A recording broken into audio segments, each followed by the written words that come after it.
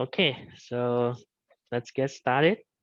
Um, so today we'll be looking into chapter 3, motion along a straight line. So it's basically one-dimensional motion. This should be the simplest motion to start with. Okay. Um, a few reminder items again here for surface disinfecting today's corner and Nathaniel. Okay. Homework 2 is due tomorrow. If you haven't started, you make sure you start it from early today. Okay, there might be not enough time to finish then if you start tomorrow. Okay, and then exam 11 exam number 1 is temporary scheduled to be on next Friday. Okay. All right, so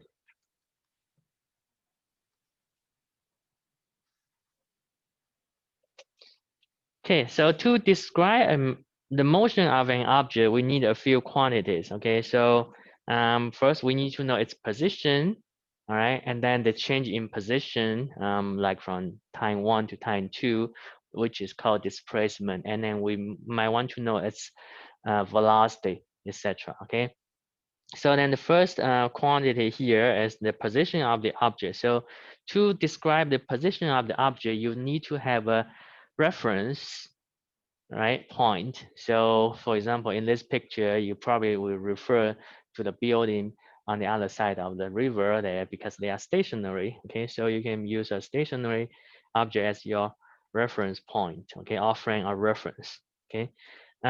So when you have a frame of reference, then you can say this the object is say maybe 5 meters away from the frame of reference in whatever direction. Okay, then after that, when you have position defined, you can talk about change your position if the object move for say 5 seconds or 10 seconds after. Okay, so then you can see the change in position, which is called displacement. Okay, so now if you have change in position, then you talk about the change in position of its initial position and final position, right? So the object move from the initial position to a final position, all right?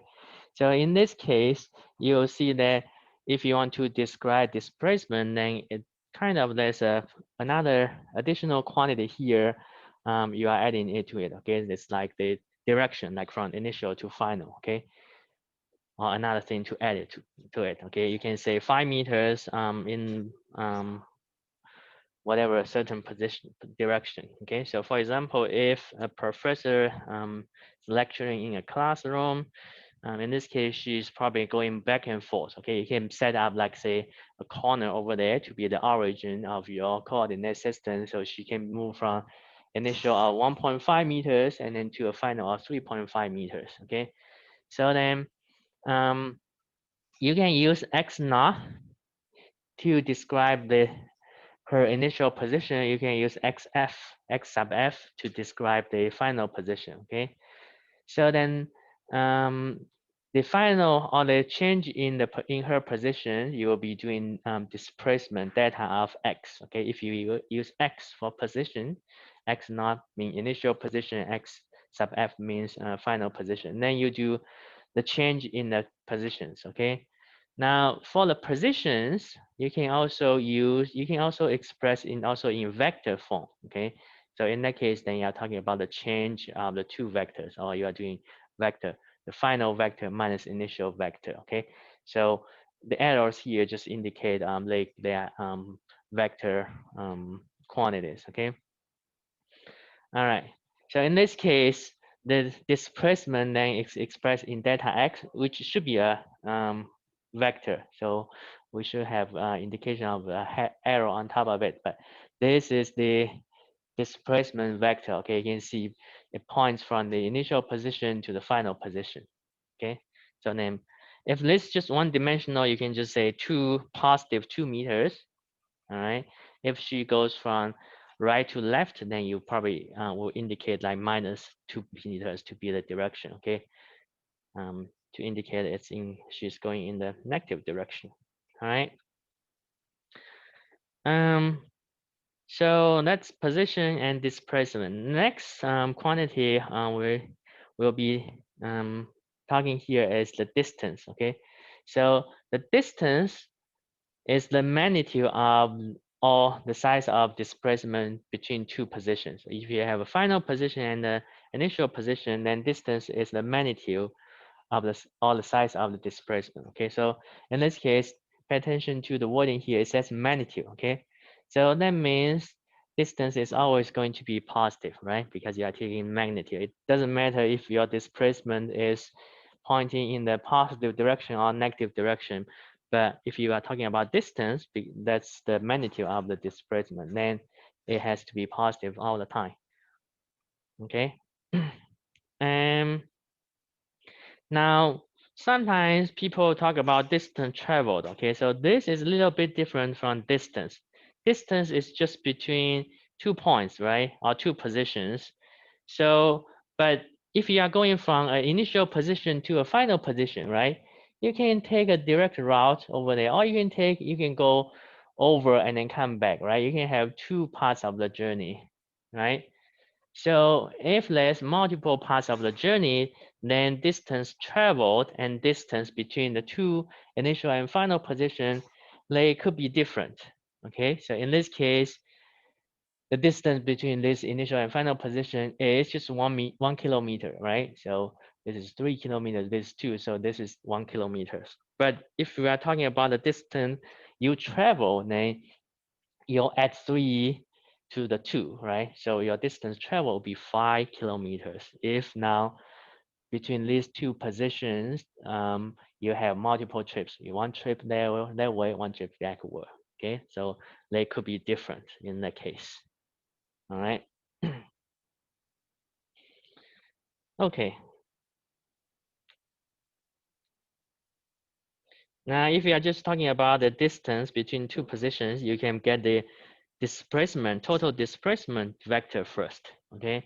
And then you can take the magnitude of the total displacement. Now, if you have multiple parts of the journey, then you'll be taking the distance of each part first, that without changing direction, okay? And then add them all up. So they could be different, okay? You can do it a little bit differently. All right. Let's take a look on one exercise problem here.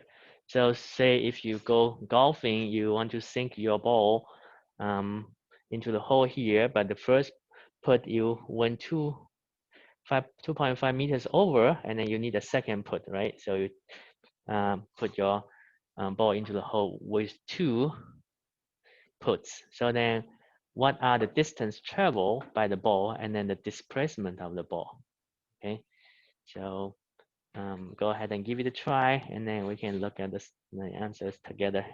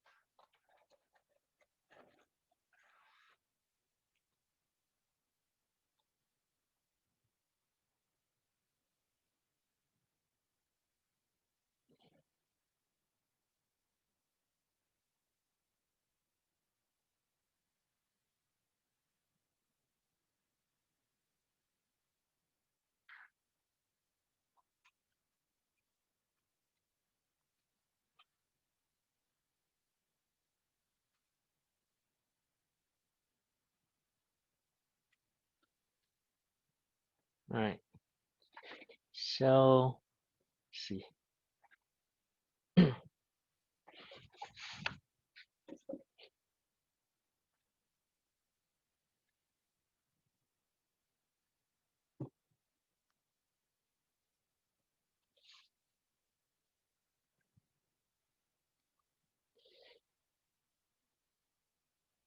So for the distance travels, because you put the goal into the hole in two puts, so then the ball travel in two different parts, okay?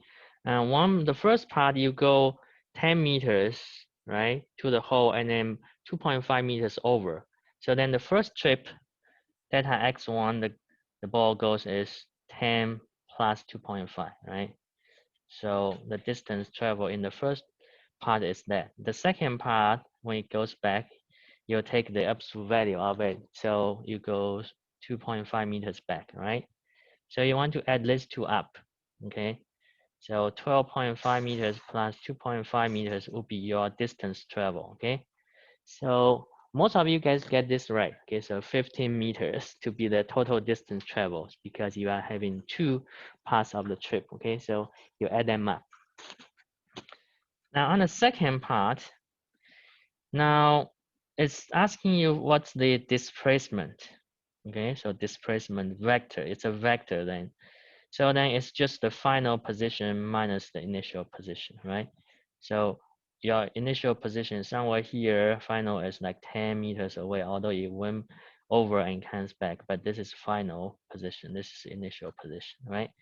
So now you can pick up the x coordinate system here where origin is at the initial position. Okay, so that's direction, and then where the origin is at, they are both arbitrary. Okay, so then if you do that way, this guy is 0, this guy is then 10 meters. Okay, so then it's 10 minus 0, which is 10 meters. Okay, positive. This is what just one dimensional problem, so you can just use positive or negative to indicate the direction of this vector displacement. Okay. So, and I think, yeah, a lot of you guys got also this one right? Okay. Any questions in case you guys have? All right. So if no, then we'll move on.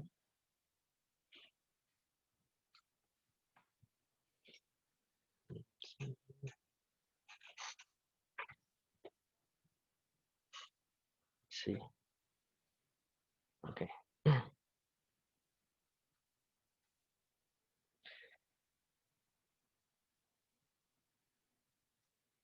All right. So we have talked about position and then displacement and also distance. Okay. So those are these a few quantities to start with. Now, next one, when an object is moving, we probably want to know how fast it's moving at, and then maybe in what direction as well. Okay, so then let's look at the velocity. So velocity describes how fast the object is moving, and then also at what direction. So this is a vector quantity. If you are talking about velocity, okay. A lot of times people are confused by velocity and speed. So let's put this here to clarify it. So speed is just the magnitude of your velocity, okay? So speed is a scalar quantity, it doesn't specify direction. So speed should be always positive, all right? Because it's the magnitude of your velocity. Now, to get your average velocity, you'll be doing displacement. So that means the change in the position, all right, divided by the time it takes for this change in position to occur. So you'll be doing delta x over delta t to get v, average velocity, between time 1 and time 2, okay, t1 and t2. So if you are doing this change in position divided by change in time t, this will give you average velocity between the two time intervals, okay? All right. That's the definition for your average velocity. So a lot of times we are, for the notation wise, for time t, you can just say t instead of delta t, okay? But you should know that this t refers to change in time, okay, for the two time instance. Okay. Usually you can start with when the object start moving to be t equal to 0. Okay, then your t final will be just equal to this t. Okay, or delta t. All right. So change in position over change in time t gives you velocity. Now, if you take the magnitude of it, that will give you average speed. Okay, so magnitude of change in position, which means displacement. So magnitude of displacement should be the distance. Okay, so if you do distance divided by t, then you'll get your average velocity. Or if you take the magnitude of the velocity, that gives you average speed. Okay, distance over t will give you average speed. Okay, now keep in mind that during a particular journey, the average speed is just one fixed number, but you can be slower in one part and then faster in another part. Okay, so for example, if the snail moves from here to there, it could go very fast in the first part and then slow down in the second part. Or actually, never mind, a snail cannot go faster anyway, so maybe slow and slower. Okay, let's put it that way. So it's at certain time instant, it could be the speed is varying, right? It's varying all the time. It could be. All right. Okay, so let's take a look on the exercise on speed and distance, okay, and then time. So the equation we learn now is the speed v equals to distance divided by time t. All right, so let's use this one here. So v equals to d over t, where v refers to the speed, and then d refers to distance, t refers to time t. Okay, so it says kangaroos have been clocked at speeds of 65 kilometers per hour. How far in meters can a kangaroo hop in 3.2 minutes at this speed? And then how much time in seconds will it take a kangaroo to hop 0.25 kilometers at this speed? Okay.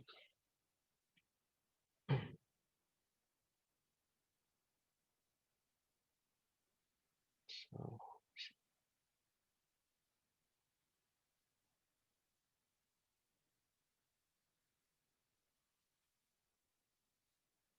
now notice this units inconsistency here. So 65 kilometers per hour, and then time is given in minutes. Okay, so you would want to do the unit conversion first to keep the consistency of say for time. So you can convert 65 kilometers per hour to how many kilometers per minute. Okay, and then later on you can convert your final answer into meters. Okay, so there's a couple unit conversions you need to take care here.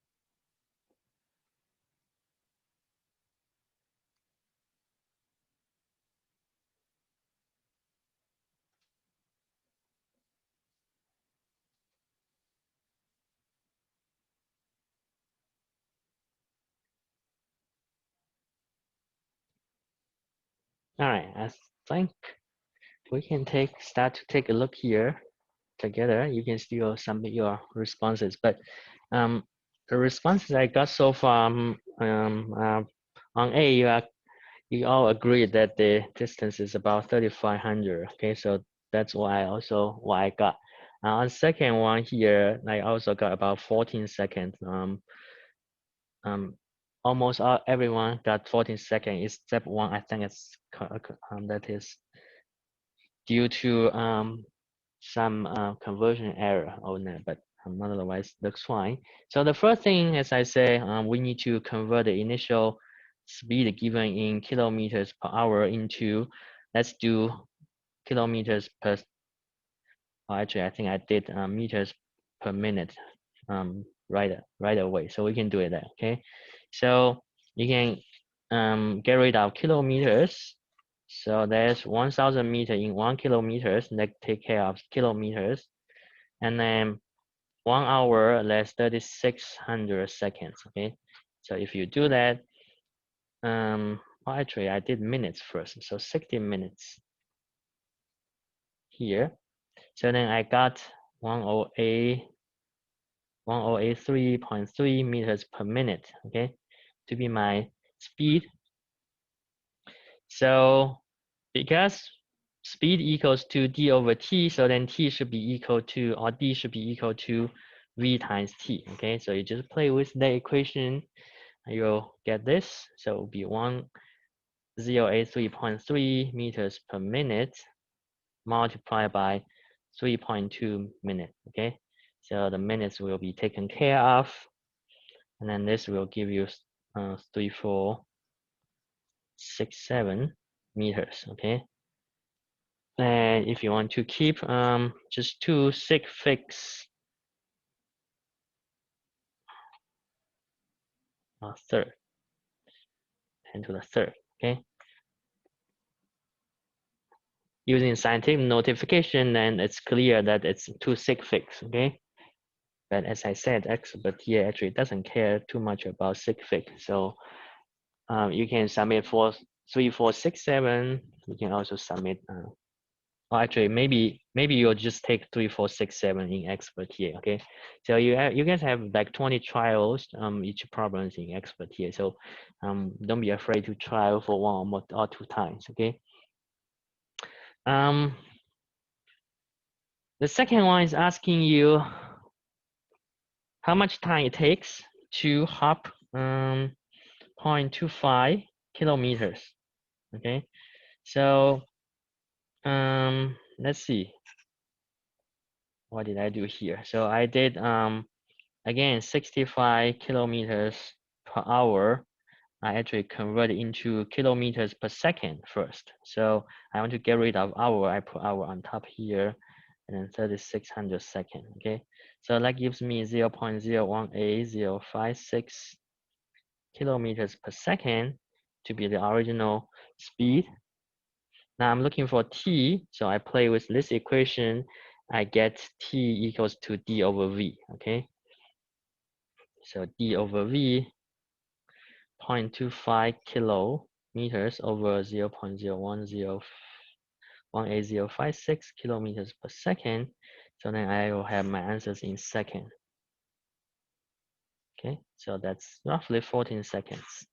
Okay, so I think most of you guys got this one right. Okay, so it's just easy stuff to start with. Okay. All right, so you guys looking good.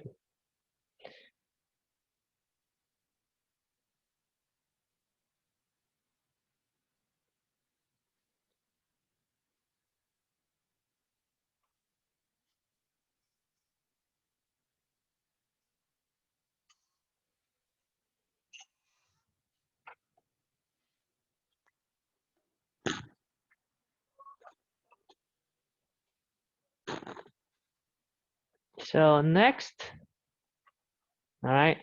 So so on average velocity, okay. So average speed should always be positive, but your average velocity as defined as this displacement over t. So if you go for grocery shopping from your home to a store 3 kilometers away.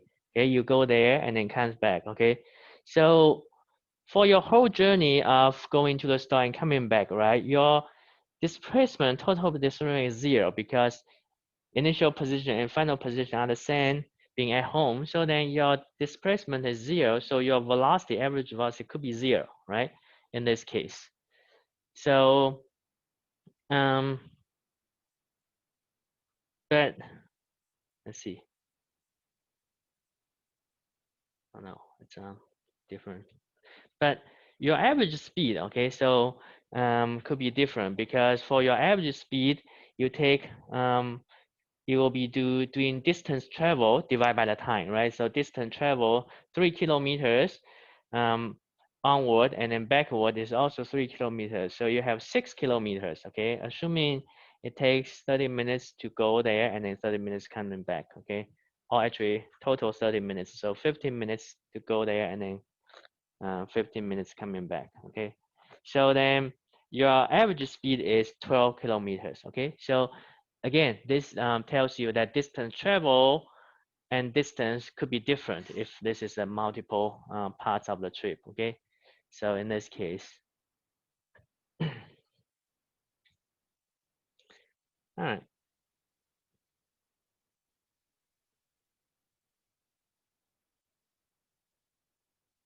So just keep in mind like your average speed and average velocity, or your average speed is not necessarily equal to the magnitude of your average velocity, okay? If the journey has different parts.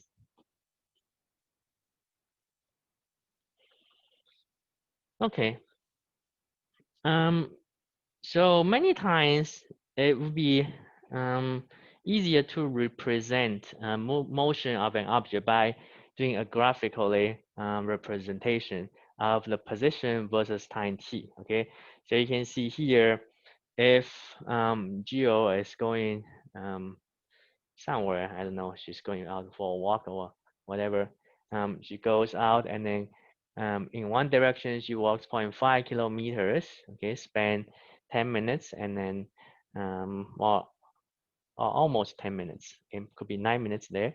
Next, she reverse direction and then goes for say maybe another 0.5 kilometers and then in again this could be like in 10 minutes and then she goes back and then you know so you can see that if you're doing a position versus time plot, okay, so you can get the information about the slope of this part of her trip, right? Because this is linear, so you can get the slope of it. So that means if you are doing the slope, you do rise over run, right? So slope, if you do rise over run, so from here to here, then you'll be doing the change in the x, right? So which is delta x, and then here to here, it's delta t. So then rise over run is delta x over delta t, okay?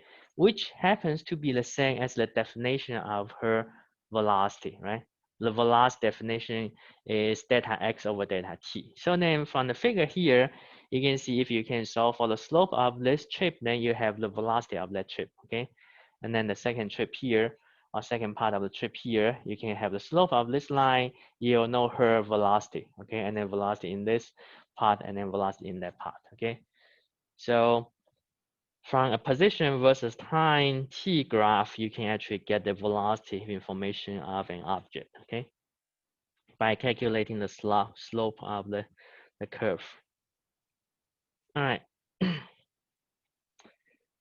On this one, it talks about a cyclist rides. So this is similar to the movement of Geo. She goes like one way and comes back. Okay.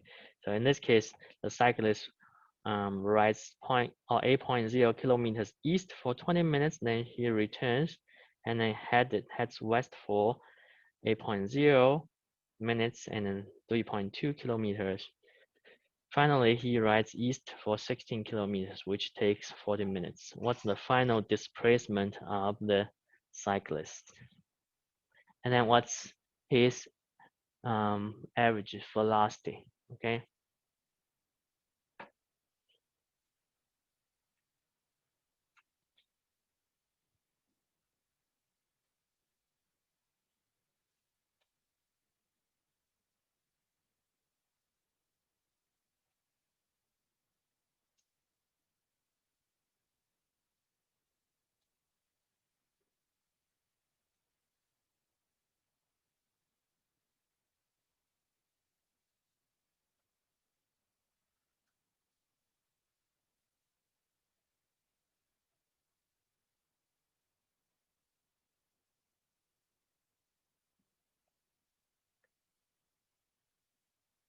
You guys can give it a try, and then we can take a look at the answers together in a few seconds, a few minutes, okay, couple minutes maybe.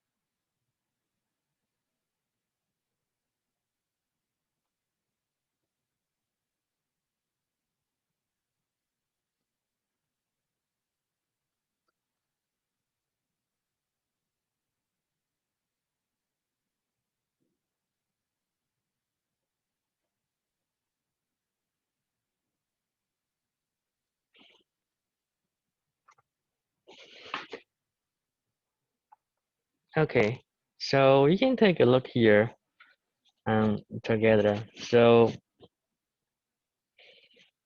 for his journey, actually there are three parts, right? He goes back and forth, kind of like that way. So we can use the vectors. We can use like D1, but it's up to you, okay? You can use D1.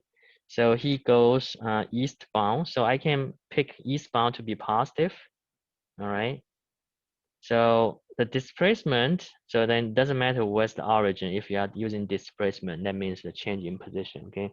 So then D1 will be 8.0 kilometers, okay? That's where he goes. You can indicate a positive if you want, but if you don't, then by default it's positive, okay? And then time takes is 20 minutes. For the second part, D2 is minus 3.2 kilometer because he goes in the other direction, okay? So then it's negative. T2, that is 8 minutes. The last part, he goes now eastward, 16 kilometers. Then time takes is 40 minutes, okay? So three parts, he goes like that way, comes back, and goes in that way, okay? So D1, D2, D3, okay? So that's why he goes. So the total displacement, his total displacement, you can add them up. Okay, so D total will be D1 plus D2 plus D3. Okay, so you can do 8.0 kilometers minus or plus minus 0.2 kilometers plus 16 kilometers. Okay, I think everyone got this one right. 20.8, or if you want to say 21 kilometers to be consistent with the sig fix on that one. Okay, so either way. For his average velocity, so velocity then is defined as just displacement divided by time t. Okay, so then you'll just do the displacement will be the total displacement. Okay, for the whole journey. So then velocity vector is just displacement divided by total time t, which t1 is t1 plus t2 plus t3. Okay, you can do 20.8 kilometers. So it's better now. Here you're taking the 20.8 because that's not the rounded up number. Okay, the actual number divided by the minutes add up. So 20 plus 8 plus 40 in minutes. Okay. So we'll give you 0.30589 kilometers per minute. Okay. You can convert it into kilometers per hour, which is 18.35 kilometers per hour. Okay. You guys know how to do that. Okay. So I'm not going to show you. So either this one, it didn't specify which unit to use. So either way. Okay. 0.31 or 18 kilometers per hour. Okay, so I think you guys, most of you guys got this one right. Okay.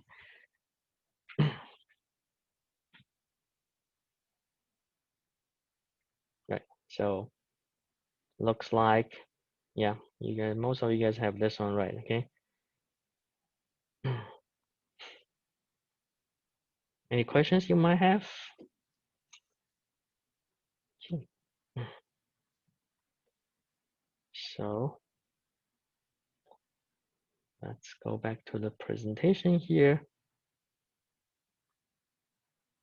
Now, as I mentioned earlier, so your average speed, right? It's a certain number, but you might be getting different numbers along the way. So say any time instance, oops, where is this going? Okay. At any time instance, so your velocity might be varying. Okay, so then when you do average velocity, you do change in position. So that means you do delta x, all right? But if you want to get instantaneous velocity and at any time instant, then you do, you take the limit of delta t goes to 0, all right? So that means your T1 and T2 are approaching each other, okay, very closely, and then almost at the same time. Okay, so if you could do that, then you get instantaneous velocity. Okay, so which means in this notation, if you are doing limits of delta t goes to 0, that means you are doing derivative of your position with respect to time t. Okay, so you do derivative of x over dt. Okay, so keep in mind that your position should be a function of time t. Okay, so in this case, we are talking about position as a function of time t. All right, so instantaneous velocity should be equal to time derivative of your position. Okay, that's how you can get your instantaneous velocity. All right. So just to make sure everyone knows this notation, right? D over dt, right? Means derivatives, right? Okay.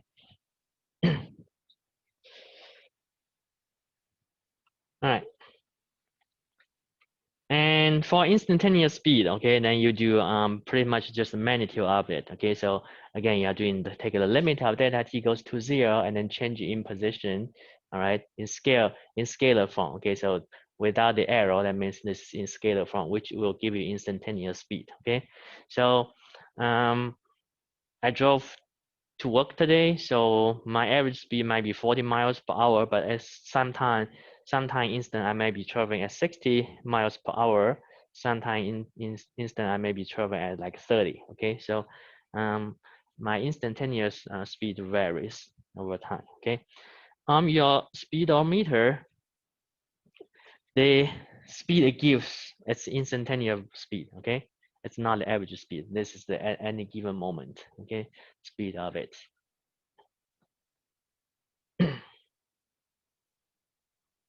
On graphical representation, if you have a plot of position versus time t, all right, so then you can work on the plot here, say from t1 to t6, right? You can have the average speed of from t1 to t6, right? Or from t2 to t5, then you just connect those 2 points from the graph and then solve for the slope of it by taking their coordinates, okay? But if you can get to one point of it, then you'll be doing the tangent line of that curve, of this curve, okay? And then work out for the slope of that tangent line. That will give you instantaneous velocity, okay? So this is a graphically way how to get instantaneous velocity, okay? If you want to get an instantaneous velocity, say at this point, then you do a tangential line, something like that, right? And then solve for the slope of it at that particular point, okay? Between any 2 time intervals, you will get average velocity, okay? And then at particular time, you will get instantaneous velocity of the speed. Okay. Let's take a look on this exercise. We'll look on this one together, okay? So this one says sketch the velocity versus time t graph from the following position versus time t graph, okay? So if you have position versus t, then you can take slope of each part of the travel, the linear part, each of the linear part, so then you can get the velocity versus time t, right? So let's take a look here.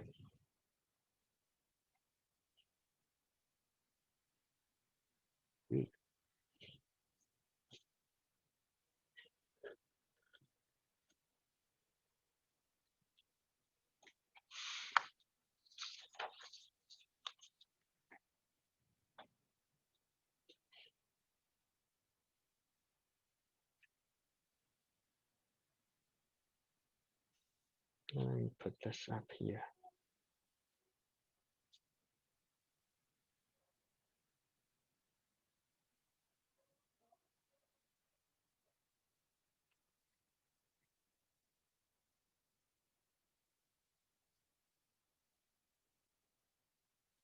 Okay. So from 0 to 0.4 seconds, the change in position of this part, that will be 4, right? 4 minus 0 on the first part. So then your slope for the first one, slope 1 is equal to the delta x change in position will be 4 minus 0 divided by 0.4 minus 0. This is in meters, this is in second, okay?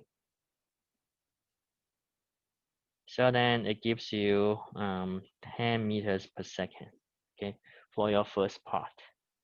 So when you sketch, you're going to say this is your velocity, and then this is your time t, okay? So from 0 to 0.4, you can say, okay, this is 10 meters per second. All right, it's a line. Your slope 2 from the second part of the linear, it goes from 4 down to minus 4, okay? So you'll be doing minus 2. This is final, minus 4, the initial, okay? That's in meters again. The time change will be, now the final is 0.6 minus 0.4, okay? That's in seconds. So then it's minus 2 minus 4 gives minus 6 over minus 2. So that gives you negative 30 meters per second, okay? So negative 30, 10, 20, 30, roughly. And then 0.6. Okay, so you're going to put it there. And then they say negative 30 meters per second. Okay. The next part of the linear here is -6 and then -2. So -6 final, -2 is initial. Okay, so slope 3 would be -6 minus -2. Okay, that's in meters over the time will be 1 minus 0.6 in seconds. Okay, so that gives you -4 over 0.4, which is -10. Okay, so -10 somewhere here, 1.0, -10 meters per second. The next linear here goes from -6 to -4, and then 1 second to 1.6. So the next slope is equal to, I got -4 minus -6. That's in meters, and then 1.6 minus 1. That's in seconds. So I will have 2 on the top and then 0.6 at the bottom. So 2 over 0.6 gives me 3.33 meters per second. Okay. So now your direction of velocity goes upward. Okay. So somewhere here, about 1/3 of the 10, say 1.6, 3.33 meters per second. Okay. So that's your velocity during that time. The final one from -4 in position to 2. Okay. -4 to 2. So then you do final. This slope 4, slope 5. So from 2 minus -4 meters over 2 minus 1.6 seconds. Okay. So on the top here, you'll get 2, or actually 6, 2 plus 4, 6 over 0.4. That gives me, I think, 6 over 0.4 gives me 30. Okay. Yeah, 0.4 and then 6 over, no, 15, sorry. Yeah, 6 over 0.4 gives me 15, okay, not 30. So 15 then somewhere here, so just say somewhere there, okay. Should have this a little bit longer, 2.0, so this is t in seconds, 15 meters per second, okay. So this is your velocity versus time t plot, okay.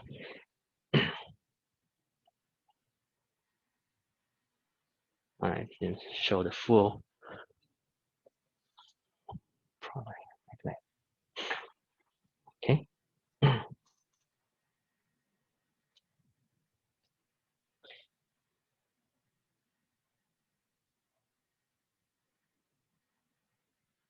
All right.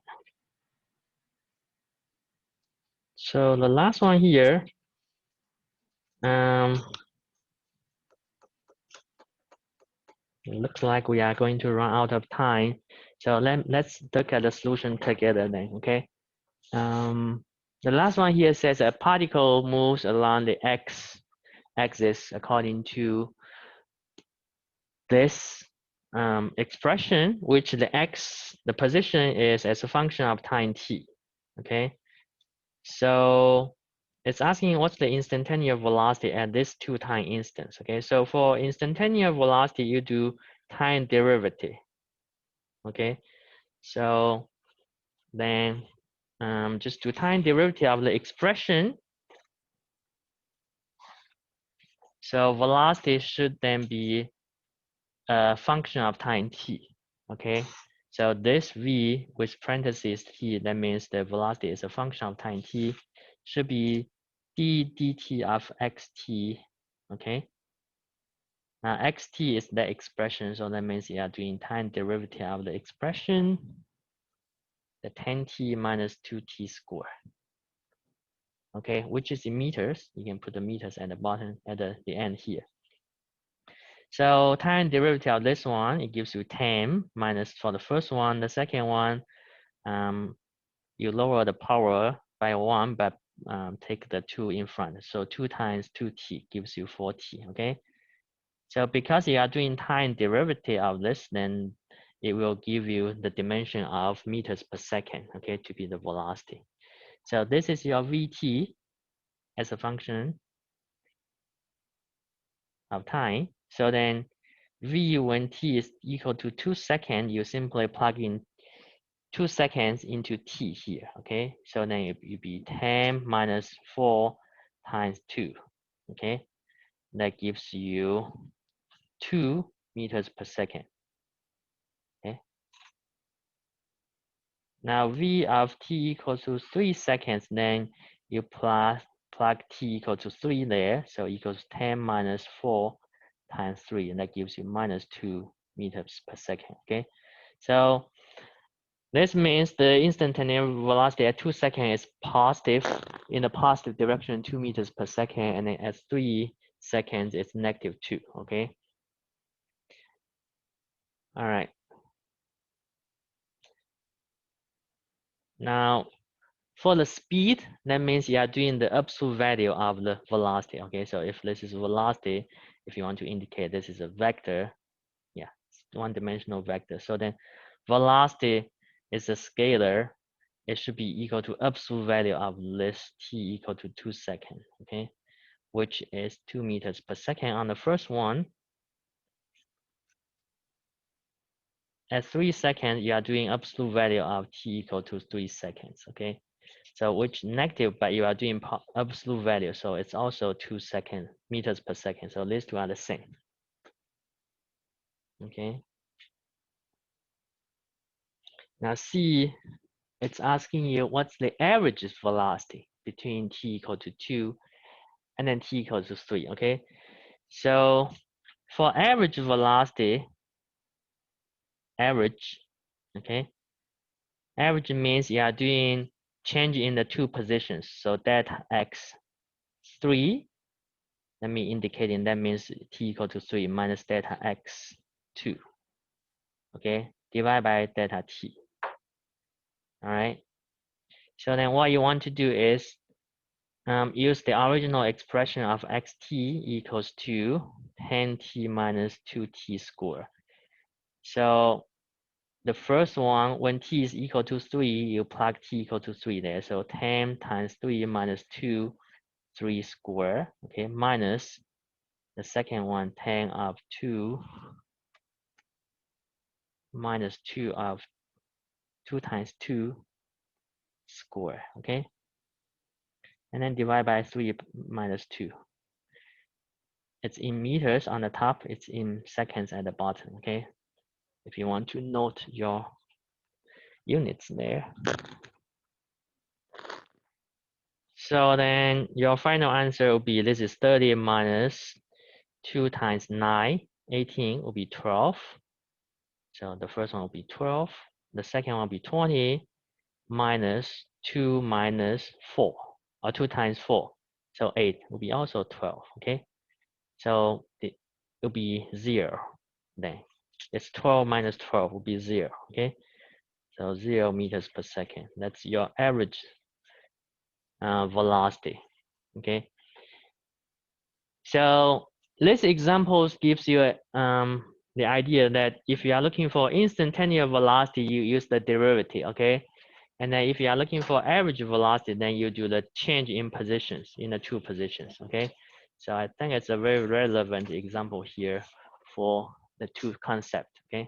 So instantaneous velocity and average velocity, all right? Any questions you guys might have before you leave? All right, so we'll stop here, okay, for today. And remember, tomorrow we are all meeting online, okay? And then you will have lab tomorrow for most of you guys.